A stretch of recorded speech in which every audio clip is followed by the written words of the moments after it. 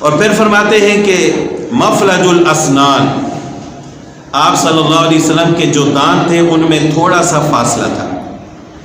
یعنی عام طور پر ہم دیکھتے ہیں کہ دانت کے اوپر دانت چڑھا ہو تو یہ بدصورتی کی علامت ہے. اللہ کی دین ہے، جس کو اللہ تعالیٰ جس طرح پیدا فرمایا، اللہ کی ذات پر کوئی اعتراض نہیں ہے.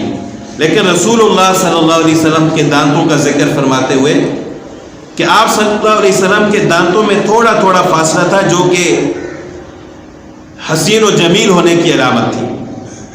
اور ایک دوسری حدیث میں ایک صحابی فرماتے ہیں کہ آپ صلی اللہ علیہ وسلم کے دانتوں کے درمیان فاصلہ تھا. جب آپ صلی اللہ علیہ وسلم کوئی بات ارشاد فرماتے تو ان دانتوں کے درمیان سے ایک نور اور روشنی نکلتی تھی.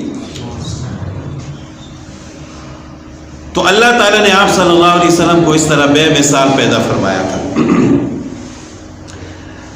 آگے فرماتے ہیں حضرت حسن رضی اللہ تعالیٰ عنہ کے ماموں کہ آپ صلی اللہ علیہ وسلم سواء البطن والصدر، کہ آپ صلی اللہ علیہ وسلم کا سینہ اور پیٹ بالکل برابر تھے.